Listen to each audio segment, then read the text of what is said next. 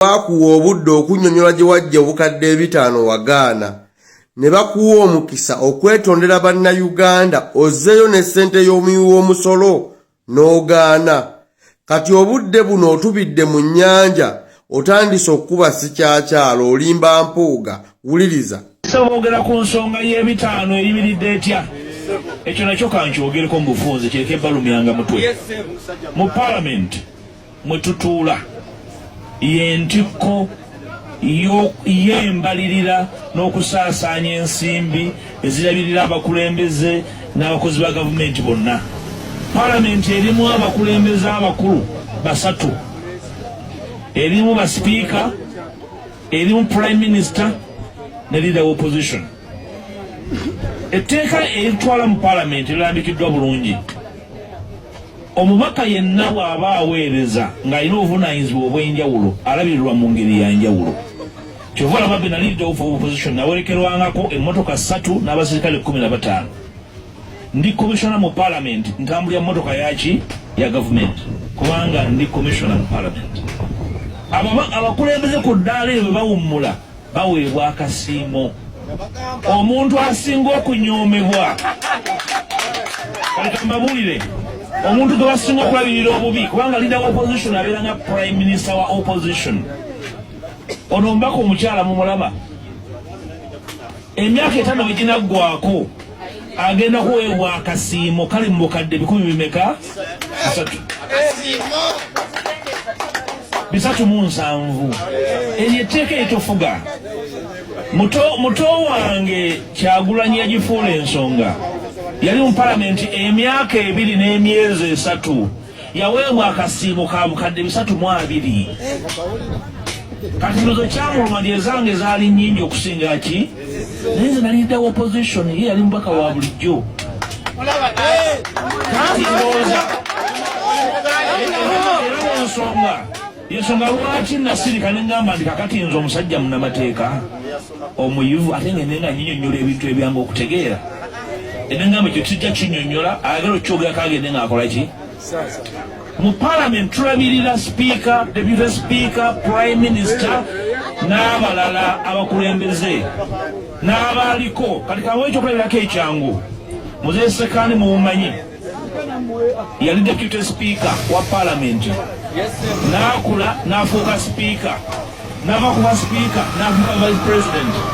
Kati kambabulire mu Parliament nze ntula ku lukiiko olukola embalirira ya Parliament bayita commission era nze ndabirira bannange bonna. Buli mwaka tuyisa ssente ezirabirira Sekandi ng'eyali deputy speaker, ne tuyisa ezirabirira ng'eyali speaker, ne tuyisa ezirabirira ng'eyali vice president. Emirundi emeka Sekandi tumuyita mubbi okujjako ng'olina akatuli ku mutwe ng'ebintu ebizibu nnyo okutegeera. Ate Sekandi tukoma muwa kasiimo ka buli mwaka ne tumuweerako n'ebirala emmotoka n'ewaka tulabirira ewakaawe abakozi abamukuuma. Leader opposition bamunyooma ye tebabimuwa kubanga ekyo kya mutima mubi bagamba aba opposition. Nange nandibadde mpewa ebintu bye bimu naye lwange yaabwe muze kino Sekandi wano Kalungu tulabirira nga yali prime minister n'entebe mu nnyumba tuzibagulira. Kakati bwe tulabirira abakulembeze ng'omuntu yali ali leader wa opposition bw'oba otambula emmotoka yeewugirako fulaga y'eggwanga.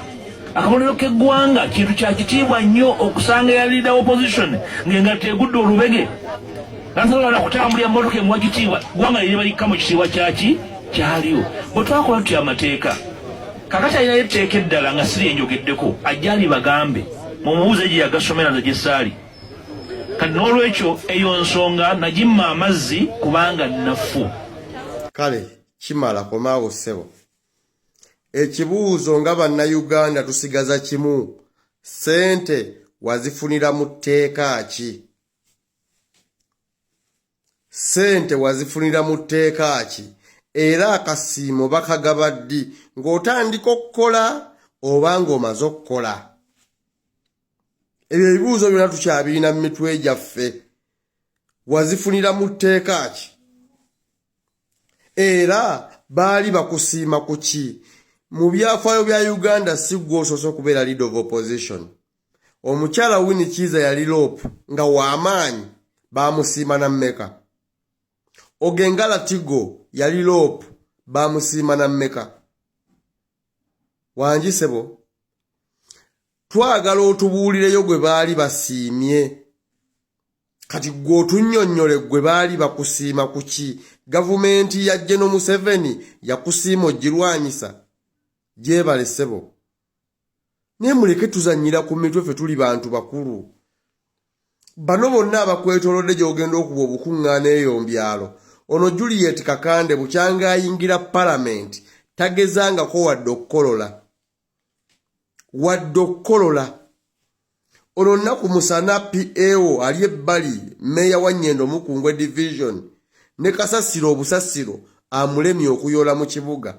Bw'oli mu kusomba ng'otwalira abantu onnyonnyole engeri gye weegabulamu obukadde 5. Lwaki tobagamba nti ssente wazifuna waakayingira ofiisi y'obwa Lopu? Lwaki obuzaabuza abantu nti ssente wazifuna ovudde ku bwa Lopu? Obwo bulimba. Bano booyogerako ba Edward Kiwanuka Sekandi, ba Rebecca Kadaga, n'olunaku Parliament lwe yatuula bayise benefits zaabwe ensi yonna yamanya. Twagala okumanya iyo yatuula ddi, tugireyo ku butambi nga badisikasinga akasiimoko ku fulo ya Parliament. Jayo obutambi tuswale, kubanga bino eby'abasekandi n'eby'abakadaaga tubimanyi. Aina kitegeeza nayo bye bituufu ebisaanye. Mbwate omuntu afuna akasiimo nge yaliko vice president, mbwate naafuna akasiimo nge yaliko deputy speaker, mbwate simanyi naafuna akasiimo simanyi sina kasiimo, mbwalabirirwa nge yaliko deputy speaker, simanyi nge yaliko speaker wa Parliament. Obwonna bubbi. Kati gwe oyagala tuddawo tudifendinga obubbi bw'enyalemu. Omuntu muyise lumu package nti mumusiima kino na kino na kino na kino. Naye mbwe afuna package eyowa deputy speaker, n'afuna package eyowa full speaker, n'afuna package eyowa vice president. Obwo bubbi. Kati obwo bubbi mpuuga bw'oyagala otutwalamu. Tubuulire. Kyagulanyi yafuna akasiimo ng'amaze mu Parliament emyaka 2. Kyagulanyi yamanya nti Parliament yammwe muli bakutuzi ba ddiiru, teri mulamwa, teri kulwanyisa gavumenti eri mbuyinza. Ye ng'ategeera era yali amanyi omulamwa kwe yali n'afulumirawo. N'atandika okuvuganya ku ntebe ennene gwe wakola ekibiina naye olemedde ku Parliament yeekwogeza ebisongovu. Genda ku bwa President owulire engoma bw'eseka. Naye olemedde ku bwa member wa Parliament wa Nnyendo Mukungwe ate oli president wa party namba. Nze lwe nsoose okulaba president wa party akaanira ekifo ky'obwa member wa Parliament gw'osoose empuuga. Otugamba ba kintu musoko, otugamba biki, si ffe twabiisa. Kyagulanyi waaba yafuna akasiimo kali mu mateeka naawe okimanyi. Kali naawe tugireyo etteeka. Mwafunira koyita akasiimo ffe bwe tuyita obubbi nti mwachulupya ssente y'omuwi w'omusolo. Lwaki togamba n'abantu nti ne ku musaala weeyongeza miliyoni 23?